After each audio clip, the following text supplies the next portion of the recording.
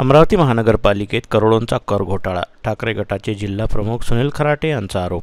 Police आयुक्तांना दिलं निवेदन, चौकशीची केली मागणी. अमरावती महानगरपालिकेचे गेल्या 10 वर्षात जवळपास 200 कोटींच्यावर आर्थिक नुकसान झालेले आहे, असा खळबळजनक आरोप ठाकरे गटाचे सुनील खराटे यांनी केला. तब्बल 200 कोटींचा कर घोटाळ्याची सखोल चौकशी करून जबाबदार असणाऱ्या कर अधिकारी व इतर सर्व अधिकाऱ्यांविरुद्ध गुन्हा दाखल करून त्यांची संपूर्ण मालमत्तेची चौकशी करावी, अशी मागणी सुनील खराटे यांनी केली आहे. या संदर्भात अमरावती शहर पोलीस आयुक्त नवीनचंद्र रेड्डी यांना याबाबत निवेदन देण्यात आलं. अमरावती मनपाने कर सर्वेक्षणासाठी दिलेल्या कंत्राटामध्ये तसेच विशिष्ट मालमत्तांना चुकीच्या पद्धतीने कर लावणे किंवा कर आकारणे असे प्रकार करीत मनपा अधिकाऱ्यांनी मनपा व शासनाच्या तिजोरीला चुना लावत करोडोंचा कर घोटाळा केल्याचा आरोप शिवसेना जिल्हा प्रमुख सुनील खराटे यांनी केला आहे.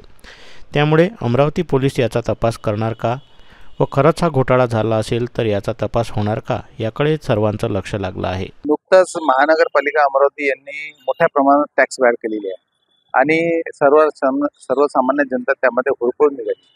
त्या गोष्टीच्या सगळ्या खोलात गेल्यानंतर त्या प्रकरणात म्हणजे ज्या कंपनीला यांनी असेसमेंट करण्याचा कॉन्ट्रॅक्ट दिला त्यापासून तर सध्याच्या स्थितीत यांनी मोठा भ्रष्टाचार केला.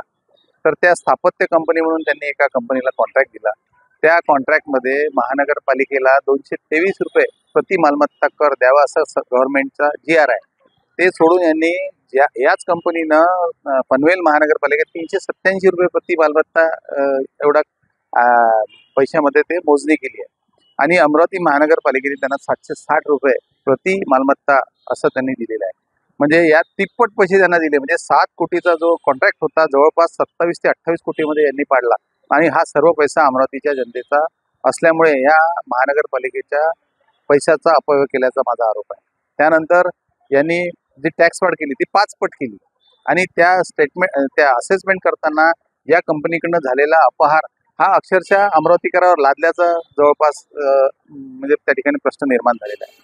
त्याचप्रमाणे आता तुम्ही शौचालय घोटाळा जर पाहिला असला तर शौचालय घोटाळ्यामध्ये जवळपास 8 ते 10 टेबलवरून ती फाईल फिरते आणि त्या 8 ते 10 टेबलवरून फाईल फिरल्यानंतर आता ज्या लोकांनी त्यात सह्या केल्या त्यांनी असं म्हटलेलं आहे की यामध्ये आमच्या ह्या सह्याच नाही.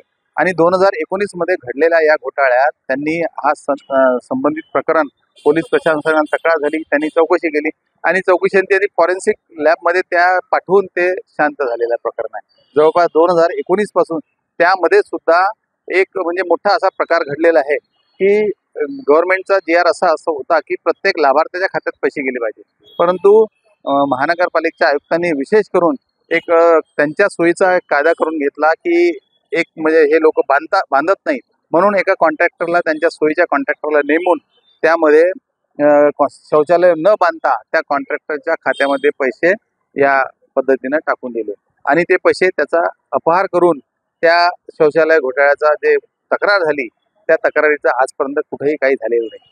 म्हणून माझा आरोप आहे की जनतेच्या पैशाचा या मोठ्या प्रमाणात जो अपव्यय झालेला आहे त्याची चौकशी व्हावी आणि चौकशीअंती दोषी अधिकारी आणि दोषी कर्मचारी या सगळ्यांवर कारवाई व्हावी.